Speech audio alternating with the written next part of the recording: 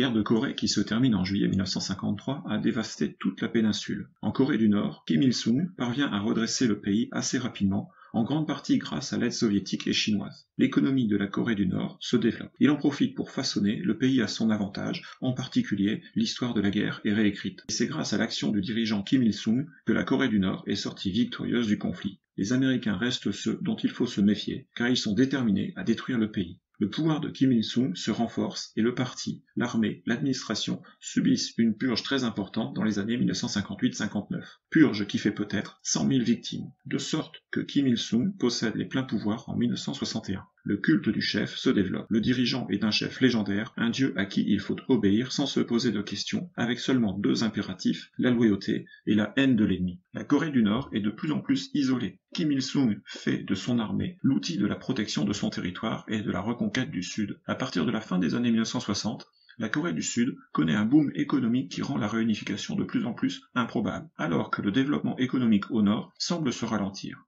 Entre 1967 et 1972, le Nord semble vouloir reprendre les hostilités, en multipliant les provocations et en lançant des opérations commando contre les personnalités du Sud. Ainsi, en 1968, un commando parvient à quelques mètres du président sud-coréen. En 1968 toujours, le Pueblo, un navire américain, est capturé par la flotte nord-coréenne. Son équipage est prisonnier pendant 11 mois. Mais personne, ni la Chine, ni l'URSS, ni les États-Unis, n'ont intérêt à ce que la guerre reprenne en Corée.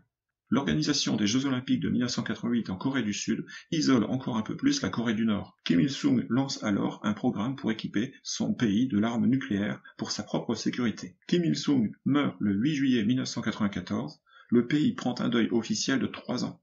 Kim Jong-il, son fils, lui succède. Il hérite d'un pays en crise parce que l'effondrement de l'URSS a privé le pays de son principal soutien économique. La famine sévit dans le pays, mais il investit toujours massivement dans le programme nucléaire. Les crises et les tensions avec les États-Unis se succèdent à propos de ce programme nucléaire. Mais les négociateurs nord-coréens n'ont pour objectif que d'obtenir des aides alimentaires en échange de promesses, souvent non tenues. Le nucléaire n'est pas qu'une monnaie d'échange pour les dirigeants nord-coréens. Les bombes sur Hiroshima, Nagasaki et l'arme nucléaire chinoise en 1964 ont montré à chaque fois qu'il était possible de changer le cours de l'histoire. C'est cette histoire qu'ils espèrent faire tourner en leur faveur en développant un programme nucléaire. Les relations avec les États-Unis se sont durcies depuis le 11 septembre 2001. En 2006 a eu lieu le premier essai nucléaire réussi en Corée du Nord. En 2011, Kim Jong-un prend la succession de son père et, calquant son attitude et son image sur celle de son grand-père Kim Il-sung, qui est encore très populaire en Corée du Nord, il poursuit la même politique et mène la surenchère verbale avec Donald Trump, qu'il rencontre pourtant en juillet 2018